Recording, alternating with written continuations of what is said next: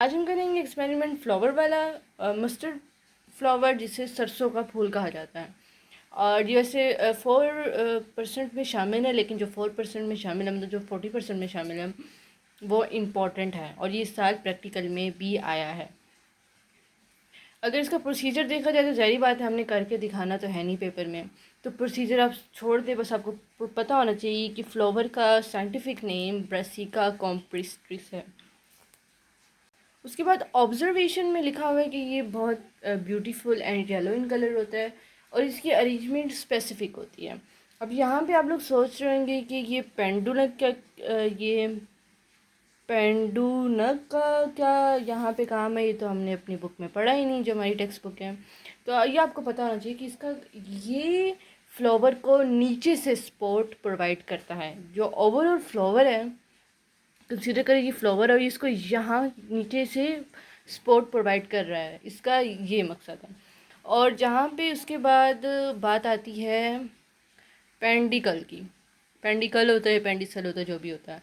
अब इस पेंडिकल का क्या मतलब है? इस पेंडिकल का मतलब है कि पहले हमने बात की कि जो ये है ये फ्लावर को ओवरऑल सपोर्ट प्रोवाइड करता है, लेकिन जो पेंडिकल है ये सिर्फ एक फ्लावर के स्टेम को सपोर्ट प्रोवाइड करता है। मतलब अब जो फ्लावर है वो एक स्टेम में तो नहीं है ना, वो फ्लावर हज़ारों स्टेम में है। मतलब एक स्टेम में इधर है, एक इधर है। कंसीडर करें जो ये रफ सी मैंने डायग्राम बनाई है कि ये जो पेंडिकल है, इसका मकसद होता है कि सिर्फ जो अलग अलग जो फ्लावर्स होते हैं सिर्फ इस फ्लावर को सपोर्ट प्रोवाइड करना। ये भी अलग है, ये सिर्फ इधर इस स्टेम के थ्रू इस फ्लावर को सपोर्ट प्रोवाइड कर रहा है, बट ओवरऑल ये प्रोवाइड करता है। उसके बाद थैलेमस। अब कहेंगे थैलेमस का यहाँ क्या काम है? थैलेमस अगर आप डायग्राम में नीचे देखें, हम कहते हैं रिसिप्टैसल, इसका दूसरा नाम थैलेमस भी है। ये ब्रेन वाला थैलेमस नहीं है, इसका दूसरा नाम थैलेमस भी है, ये भी आपसे पूछ सकते हैं। और अरेंज इन वॉल्स, ठीक है। अब जो थैलेमस जो है, ये ओवरऑल जो लीव्स है वो अरेंज इन वॉल्स होते हैं। वॉल्स हम आगे पढ़ेंगे, जैसे इसमें इंक्लूड है sepal, petals, stamens and carpels. अब जो मैंने कहा था कि फ्लावर पूरा एक स्पेसिफिक अरेंजमेंट होती है और उसके फोर वॉल्स होते हैं, बहुत इंपॉर्टेंट है। अब कैलिक्स क्या है? पहला तो उसका वॉल है calyx. This is the outer most wall. It consist of 4 free sepals of light green colour और स्लाइटली येलोइश कलर। आपको मैं डायग्राम के थ्रू बताती हूँ कि सेपल्स और इसे आउटर मोस्ट वॉल कहा जाता है। और याद रखिएगा ये 4 होते हैं। ये रहा एप्पल ग्रीन ग्रीन कलर का, साइड में आपको पता है फ्लावर ग्रीन ग्रीन कलर का भी, ऊपर तो पेटल्स होती है, रंग बिरंगी पत्तियाँ तो होती है, लेकिन साइड में कवर होता है, तो उसे कहते हैं सेपल और आउटर मोस्ट वॉल। करोला ये सेकंड वॉल है फ्लावर का, और ये 4 पेटल्स कंसिस्ट करता है, ठीक है। ऊपर भी जो कैलिक्स है वो भी 4 सेपल कंसिस्ट करता है। एमसीक्यूज़ में 1 नंबर में पूछ सकते हैं कि उसके अंदर 4 सेपल्स होते हैं और इसके अंदर भी 4 सेपल्स होते हैं, सॉरी पेटल्स। यहाँ पे तो रंग बिरंगी पत्तियाँ नहीं हैं जो फ्लावर्स के ऊपर होती है, ये पेटल्स। और ये आपको पता होना चाहिए कि ये कितने होते हैं, 4 होते हैं must.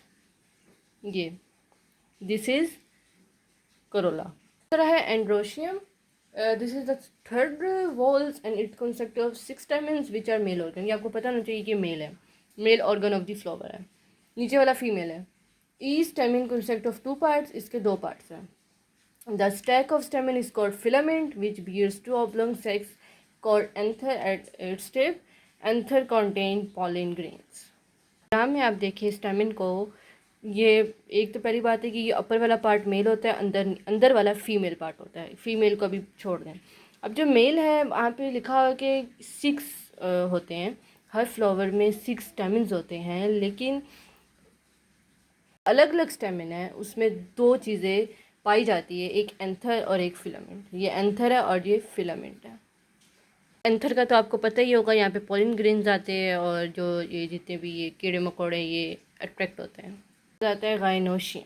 Gynoecium is the 4th wall और ये it is situated in centre of the flower. मैंने कहा है जो फीमेल होता है वो अंदर होता है मौजूद, female part. It consist of 2 carpels which are fuse. Carpel the female organ. आपको साइड में नज़र आ रहा होगा ये वाला पार्ट, ये this is the 4th wall और ये फीमेल पार्ट होता है और इसमें स्टिग्मा स्टाइल ओवरी इसके अंदर एक और चीज़ अव्यूल मौजूद होते हैं। अब पेपर में एक सवाल पूछा गया था, एक फ्लावर की डायग्राम बना दी थी और जहाँ एरो कर दिया था, कह रहे थे कि ये अव्यूल है या ओवरी है। तो बहुत ज़्यादा बच्चे कंफ्यूज थे और शायद बहुत ज़्यादा बच्चे ओवरी लिखाए हों, लेकिन नहीं, अंदर अव्यूल होते हैं, ये ऊपर ओवरी होता है, ये स्टाइल और स्टिग्मा। ये वाला आपकी बुक के अंदर मौजूद नहीं है फ्रूट एंड सीड के बारे में, लेकिन फिर भी अगर प्रैक्टिकल में दिया गया है तो आपने सिर्फ इसको रीड करना है, ज़्यादा इस पर जाने की ज़रूरत नहीं है। तो इतना पता होना चाहिए कि आफ्टर फर्टिलाइजेशन जो अव्यूल होता है, जो मैंने आपको बताया, जो अंदर होता है वो सीड बन जाता है और जो ओवरी होता है वो फ्रूट बन जाता है। इसमें से आपको कुछ और देखने की ज़रूरत नहीं है। मैंने आपको बता दिया है कि वैसे भी जो मैंने आपको बताया वो आपकी बुक में मौजूद नहीं था, तो ये जो भी है ये भी आपकी बुक में नहीं है, आपकी टेक्स्ट बुक में। अगर यहाँ पे है तो आपने सिर्फ इसको रीड करना है, ज़्यादा जाने की ज़रूरत नहीं है। जहाँ तक बात इसकी है, ये भी वही है, इसके साथ वाला पार्ट, इस पर भी ज़्यादा इतना वो करने की ज़रूरत नहीं है, मतलब ज़्यादा इंपॉर्टेंट चीज़ वो आपको डायग्राम बना के देंगे और आपको एरो लगा देंगे और आपको पता, और आप पूछेंगे कि क्या क्या चीज़ है, और ये भी पूछ सकते हैं एरो लगा के कि इसकी क्या इंपॉर्टेंस है। ये आपने गौर से देखनी है और हर चीज़ की इम्पोर्टेंस भी आपने पढ़नी है।